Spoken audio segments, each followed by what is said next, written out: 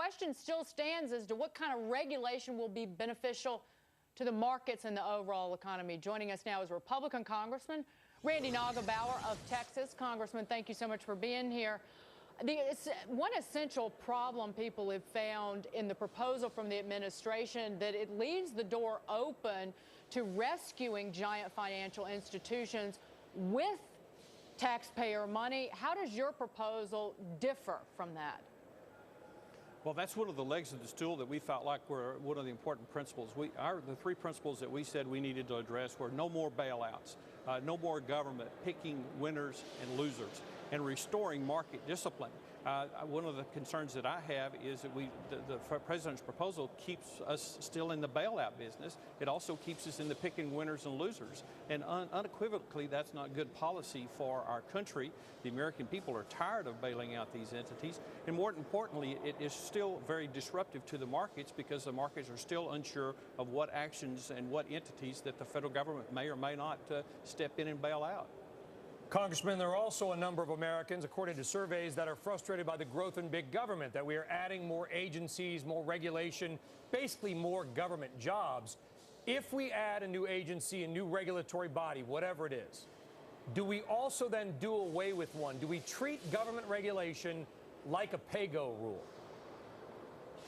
Well, I think one of the things that's important about the Republican plan is we try to modernize the regulatory scheme, looking and making sure that we put like entities under like regulators and not create new regulators. In fact, somewhat of a consolidation of regulators so that those regulators have more of a hands-on approach and can make the decisions that they need to make sure that we don't get back in the situation we're in today. Throwing another regulatory blanket over the markets, I'm not sure is in the best interest of these entities, and it creates an additional problem to regulate them. But again, as you said, it just creates more expense. Well, Congressman, but you are in favor of forming a market and capital adequacy board. How is that not more government? Well, really, that's just the existing regulators getting together quarterly or whatever they need to do to look at what's going on in the market. For example, if we'd have gone back and looked at subprime mortgage and seen what was going on in the marketplace, could the regulators then have gone back to the entities that they're regulating and brought more capital into those, or required more capital for those entities? And so this doesn't create a new agency, but basically has the regulators that are already tasked with regulating these entities meeting together and looking for systemic risk, looking for trends in the marketplace that may need to be addressed, addressing them before they get to be a bigger problem. So we're not adding an agency, but actually adding a process. Let's talk about two agencies, GSEs, that may have contributed to the problem. I know it's very popular and populistic to blame big banks and Wall Street for all of our problems, but many fingers have been and should be pointed to Fannie Mae and Freddie Mac, government agencies which have arguably, grown well beyond why they were created. They were buyers of all these mortgages that these brokers were just pushing out because they knew that they could just transfer the risk to somebody else. Do we need to orderly wind down Fannie and Freddie and reduce their massive power in the marketplace?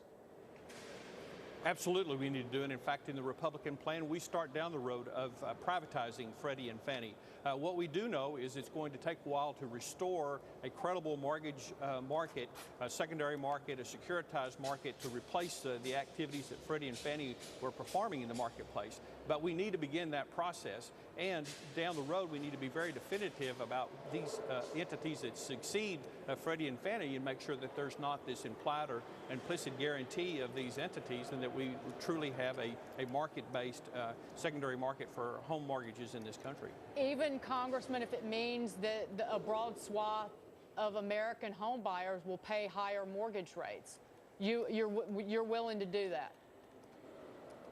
Well, I don't think it'll necessarily mean that American home buyers will pay more mortgage rates. As we get a robust market, but going back again, what we did know is that the private sector was involved in the housing market. They were buying mortgages. I think there's a place for them to do that again in the future.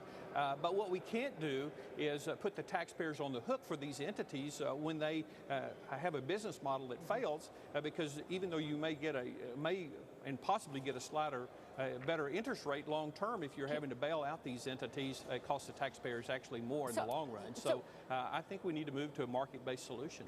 So on that, should the government have let AIG, Chrysler, and GM, among others, fail with no taxpayer money? Absolutely. Okay. Congressman, that's simple. We don't often get that from lawmakers in Washington. One word. Republican Congressman Randy Neugebauer. Thank you so much, sir. Good to see you. Thank you. All right, well, we talk policy here. The protests